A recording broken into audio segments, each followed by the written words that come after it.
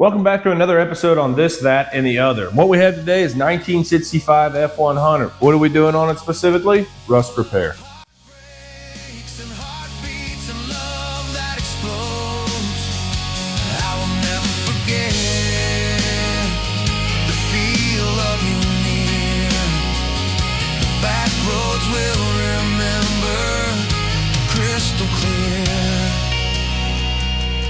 Driving down those country roads, full of heartbreaks and heartbeats and love that explodes. So this particular truck is actually not mine. It's a very dear friend of mine named Steve. It's his truck. Him and I both kind of got into this style of F100, that 65, 66 truck. Kind of got into them together, and he's in need of help. He needs some rust repair done. The unfortunate part is someone's already been in here before. So we can not only see, let's turn on this light. We can not only see the previous repair that's there, but unfortunately we also start to see foam that's caked up inside of there as well. So I hate to know where they've got that at and how much of a pain it's going to be to get it out. If you know anything about these trucks, there's a cross member that runs, you can actually see the spot welds, cross member that runs through here, and they are notorious for rusting out not only the cross member, but also the floor pan here, and as you see here, this first vertical part of the rocker panel. So we got that to deal with. Then we've got cab corners, and someone else has already gotten into these too. So I'm highly suspect that that's not where that foam we were looking at earlier. I'm suspicious that that's not where that's hiding at there.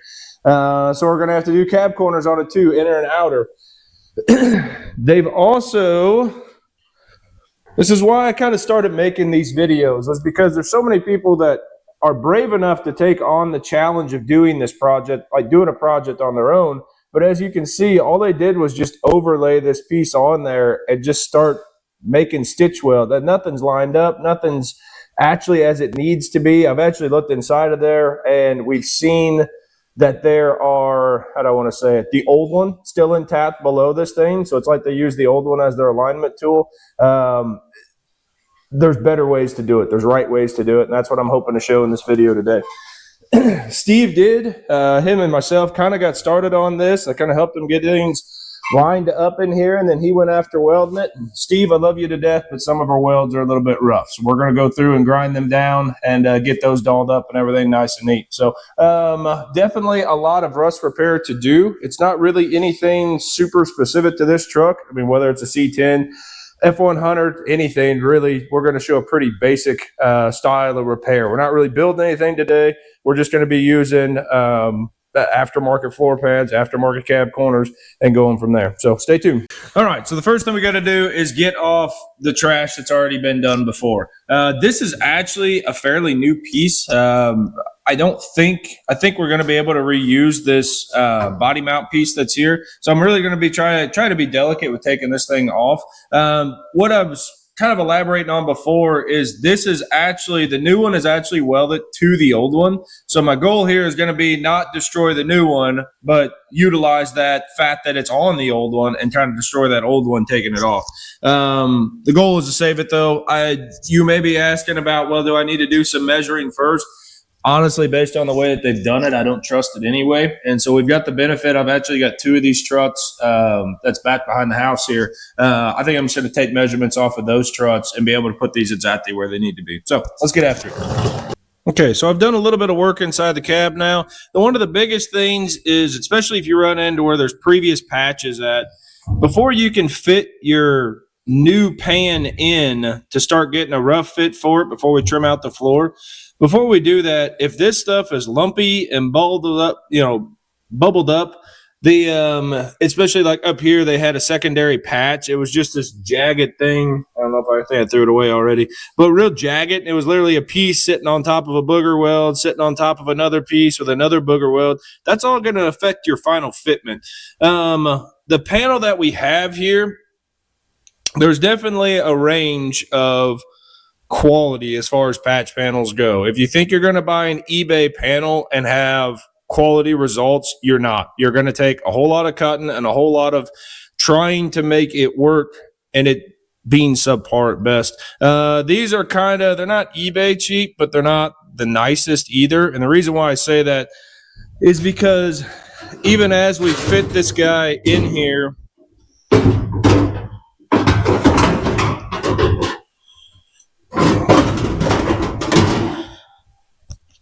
hard to hold the camera and do that. So that right there, that seam line, that's where I want to go to. So find that reference first. And then that kind of tells you, kind of lays it out for everything else that's going to happen here. I trimmed the sides off. You see how short this thing is already. Like even from this side, that curve started about right here. So it was way far off. I ran into that whenever I was helping Steve initially test fit this thing, and it proved to be a nightmare to get everything welded into place. Just even started because everything was so inaccurate, really. Everything, no, it's a patch panel. It's not a perfect fit. And it required a lot of work with it. Too much, in my opinion, on that side. So this side here, we trim that guy off, and we're basically going to go to where the curve starts. That's where we're going to put our sectioning joint. But you can see the gaps and stuff that go through there. So we're overhanging here. We got too much of a gap there. The best advice I can give is find something stationary like this line. Now you can see this panel is not straight. So I'm going to set just this corner, and you're going to see me drill a hole, put a Cleco clip in it, hold him in place, and I'm going to have to try to manipulate this panel around to get everything to where it's fit in as it should. So I'm going to get the camera kind of set up on the back of the firewall here, or the back of the cab here, and hopefully you'll be able to kind of see what we're doing. Okay, so we got this factory seam that goes through there. I'm going to go ahead and just put a hole. Let's put them a little bit closer up there, I think.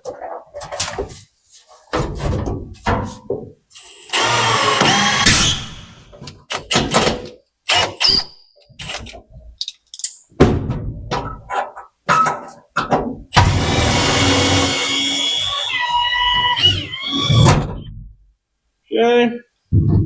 You can also use self-tapping screws for this. You've heard me talk about them before. These Cleco clips are so much better than self-tapping screws, though. But now we've got this guy at least kind of locked in place there, to where we can start adjusting every other bit, every other aspect of it, as far as where the floor pan fits at and stuff. So getting our lines up through there and everything. And there we see it. We've got her fitted up in there. I will start off by saying I'm not in love with whoever the manufacturer was on this panel. I need to try to get an answer. There wasn't any stickers or markings on it, but I'm going to try to get an answer and include it in this video before it's over. I'm trying to say it nicely. In reality, they have a perfect line here that's bent and matches really nicely, but whenever they did it, it made the panel L-shaped. So then that sacrifices either a gap on this side or a gap on this side. And what I mean by that is the panel's L-shaped, so I either trim it as best I can to get it tight over there where I want it at, but if I do it, then that means this thing comes over 1.5 inches over, or 3/4, whatever it is, whatever our gap distance is there. I don't like those scenarios. Another thing they had was up here in the corner, they had this raised edge where maybe some F100 has that. I don't know, but I haven't seen one yet. But it had this raised edge, so you had to go and take and slit that line to flatten it so it could actually fit in there, because this truck doesn't have that. They've got bead rolls that are in it, which, I mean, I get the purpose. The bead rolls are there to make sure it doesn't have that sheet metal kind of thunder sound to it. I get it, but at the same point, all of these things are conflictions, I think, with that played a role in how well this thing fitted. So I'd say I'm going to get the name of the manufacturer. If it was me, my recommendation is avoid them. These patches are okay. If it's me, I would much rather just put a full floor in this. And what I mean by that is the literal floor inside of it, which includes cross member and everything. LMC Truck actually sells that. That's what I aim to do in my F100, which I think we'll see on video later on, taking measurements for the cab mounts. But these patches, they work. They get you by. They're cheaper, yes, but I don't know. They're not my favorite. So moving on, though, from my soapbox I'm on, we are mounted up. We got our Cleco clips that are here holding it in place. We've got our lines where I'm happy with them. So you see a couple places where I had to take and cut relief marks. So we cut a relief mark there. We cut a relief mark over there. And once again, this one had a hump I had to flatten down. This one here, once this panel, it just wasn't the right parameters, to put it simply. And to make that, this on the roll is now offset of the roll, so it needs to be flatter. So that's why that relief mark is there. And he's pretty small, but you can still see him. To take and mark it, Sharpie markers do work. A Sharpie marker on average is about an 1/8 inch line that marks it there. I have a metal scribe, which you can get at most hardware stores, metal fab stores, and anything else. What I really like is it's got a super fine tip on it, if it'll focus, to where you mark it exactly where you need it to be marked. So I couldn't recommend these things enough to get an exact cut, not a rough mark cut, but get an exact cut where you need it every time. So I think it's about time to pull the panel out and start hacking away. You said the sun's gonna rise tomorrow, somewhere on the east side of sorrow. You better pack your bags, well, stick out your chest and then hit the road.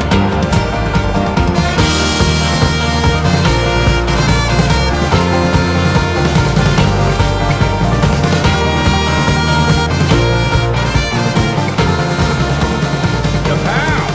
There we go. Good cuts, good trims, nice rounded edge.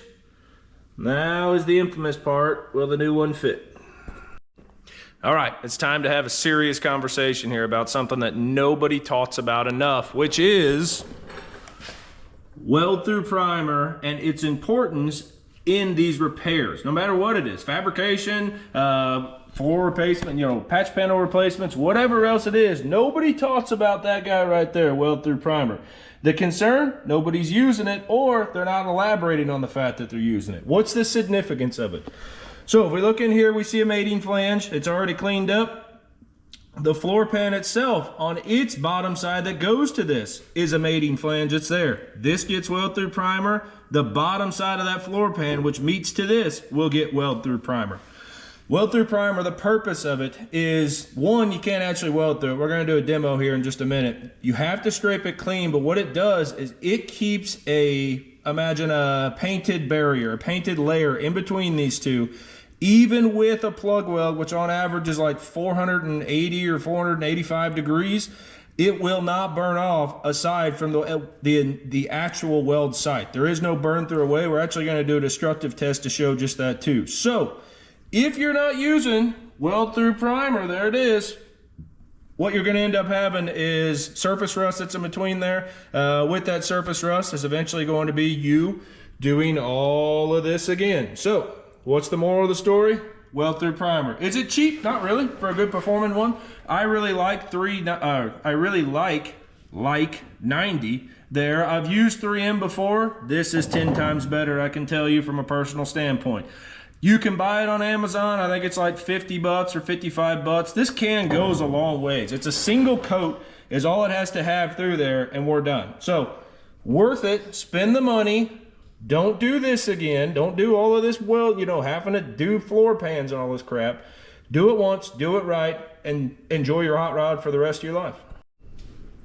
Okay, so we got two test coupons that are here. It's actually pieces off of the new floor pan that's over there. What I did was I strip off the coatings, both sides. I need to have a site to weld, and also I don't like trying to burn through coatings. Even if this is where my plug hole is and this is nothing, I still don't like to try to burn those coatings off. We'll just clean them off and be good. We also prep two sites on the inside with the weld through primer. Single coat, 5 minutes, ready to go with it. I often will wait, if I can, before I hole punch. And the reason why is because, let's see if we can get one punch right quick. The reason why is if I do that prior, then you'll see that ridge, hopefully you can see that ridge there, is now bare metal. If I punch the hole and then weld through primer, I gotta clean off those edges too, otherwise I'm gonna run the risk of contamination. So if we get them set, I'm gonna set it on top of my other weld through primer area. I'll put my plug weld vice grips on it, which are pretty old and pretty beat up. We get him there. I got just a little bit of black paint. Let me get that off right quick. Okay, back on the weld side again. Back with the vice grips once again. Okay, so we see the weld through primer still present in that hole. One of my favorite things to do or to use is either a pit tool or more specifically one of these little screwdrivers.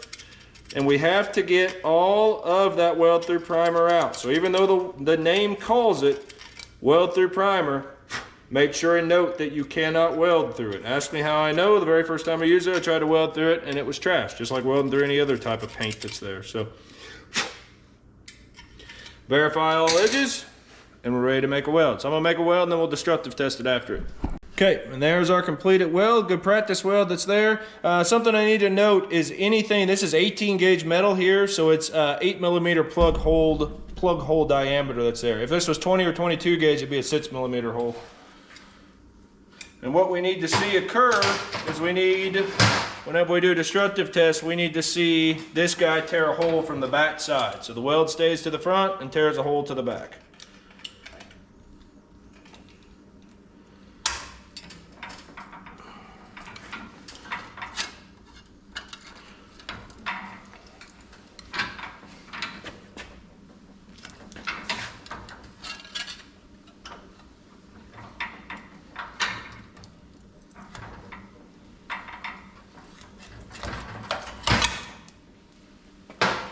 So, not even trying, this is also a perfect time to mention why we should practice weld. My first weld actually tore the face of it out, which is incorrect on the weld destructive test. So, we did another one right quick. Let's break him.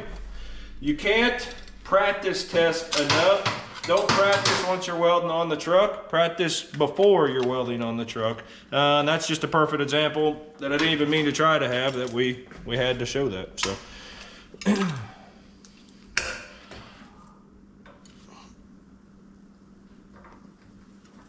Okay.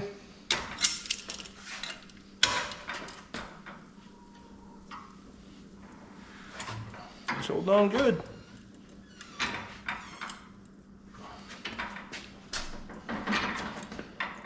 Oh, come on now.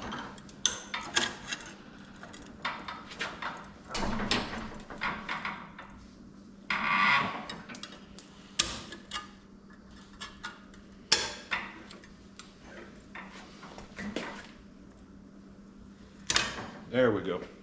And there we have that tear away from the backside. Now what I want to show specifically for all of this is note what doesn't burn away. It's just where the weld is and was. This was our first weld, so it didn't destructive properly. This was our second weld, which did destructive properly.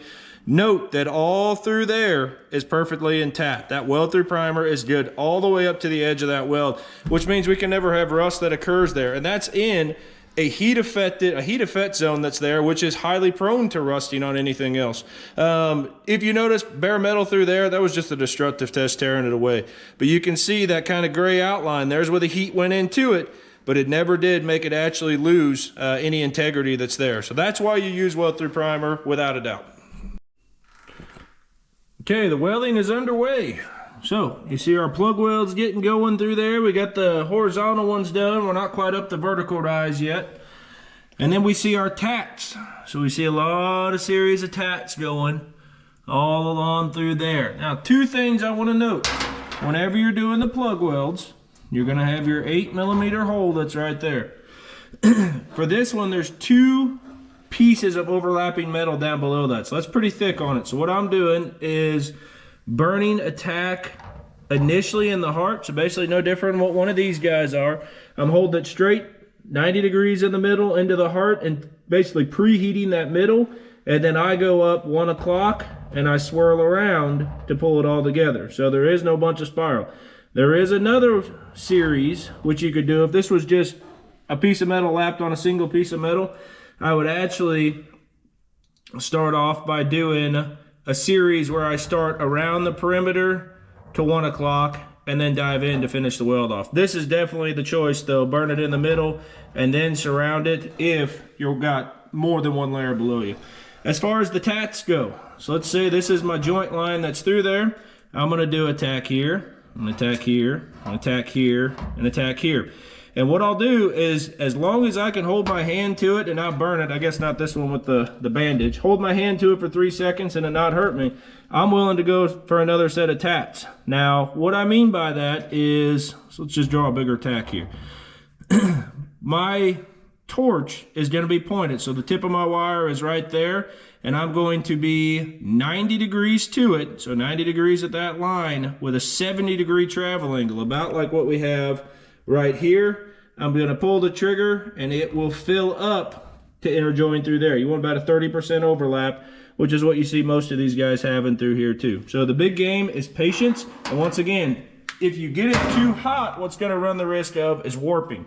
This panel is less likely to warp because we have so much, so many bends and stuff in it. So work hardening, to be specific. So even from factory, a curve or a body line or whatever else through there is going to be work hardening, which basically gives strength and prevents warping. This is more, especially jumping around a lot and being super cautious, is whenever you're doing sheet metal. So maybe a patch on a lower quarter or whatever else. So I'm going to jump back at welding. We are cooling off now to hold our hand on it. So we're back to welding. And there she is, final welded in. So top to bottom, tip to toe, we got her all done and happy through there. Plug welds included. We got our seam welds, those are all done. Something to note too, we got good penetration on the bad side. You can see these welds, good penetration through there. Now is the tedious task of grinding, but I'm gonna save you guys the trouble of watching that. The next video we're going to go through is going to be this cross member and fits in this rust that's here. So stay tuned for the next episode. We'll see you then. Driving down those country roads, full of heartbreaks and heartbeats and love that explodes. I will never forget the feel of you near. The back roads will